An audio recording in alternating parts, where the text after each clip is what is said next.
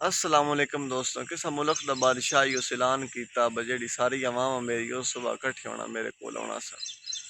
वो बंदे आ गए ते उस जेड़े को विचों बल बल बंदे चंगे लगे उस उत्ता अपने कोल बुला ले।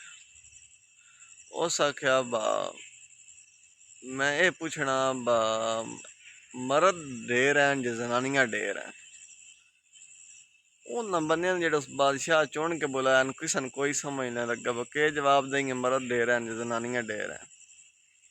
अगर तुम पता मरदमशुमारी दौर कोई नहीं हुण मरदमशुमारी दौर हुण तो जदीद दौर आ गया हुण तो पता लग वेंदा भले वक्त आन उस दौर च किसन के पता है हुण मर्द ढेर हैं जनानियां ढेर हैं।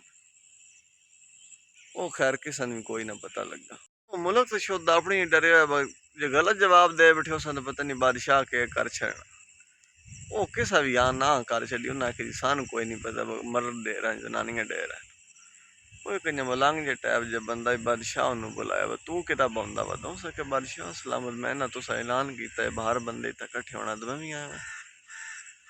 बादशाह आख्या तू दस मर्द ढेर हैं जे जनानियां ढेर हैं। उस आख्या बादशाह सलामत मैं तो जनानियां ढेर समझना। बादशाह सलामत आख्या वो किवें। उस आख्या मैं उन्होंने मर्द ही ना समझदा जेड़ा गल कर या गल्ला तो पूरा ना उतरा गल्ला तो मुक्कर वंजा मैं उन्होंने मर्द ना समझ वो जनानियां शामिल। बादशाह के ठीक हो गया। उस आख्या बादशाह सलामत जेड़ा जनानी थले लग वंजा वो मर्द होंदे ही नहीं वो जनाना ही होंदा जनाना ही गणींदा मर्दा ही तो गणींदे ही नहीं। आ गल है कि मर्द बन के रहना चाहिए जनानियां दी अट्ठा नहीं लगना चाहिए। बादशाह उस बंदे की गल सुन के बड़ा हैरान परेशान हो गया। मैं इनू समझिया कि ये निकलिया कि मैं इतनी अवाम विचों इतने मजमे विचों किसा बंदे ये नहीं सवाल किया कि बादशाह सलामत सन पता मर्द ढेर न जनानियां ढेर किसा बंदे ने नहीं पता।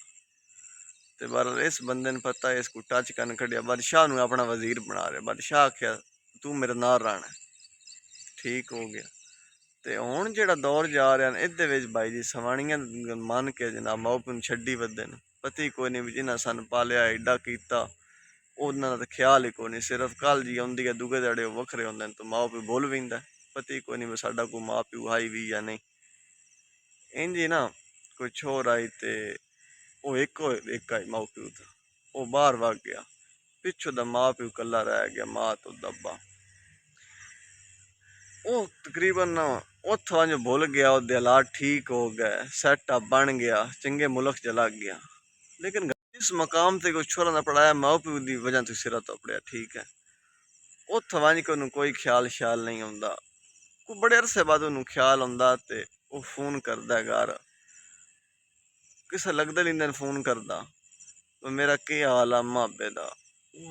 शुद्ध च रोकने बड़े अजाब लैके मोए न तो उन्होंने तो बड़े पिछे औखे डंग लगे न बंदा तू फोन किया किदा गया पुत्र साडा तेरी परेशानी उन्होंने ढेर सारी बनी। ते हालांकि उन्होंने माओ प्यो इतनी परेशानी आई छोर अपने रंगा में वसदा पिया खुश है कोई टेंशन नहीं पिछली। अजकल दियां आ औलादा हैं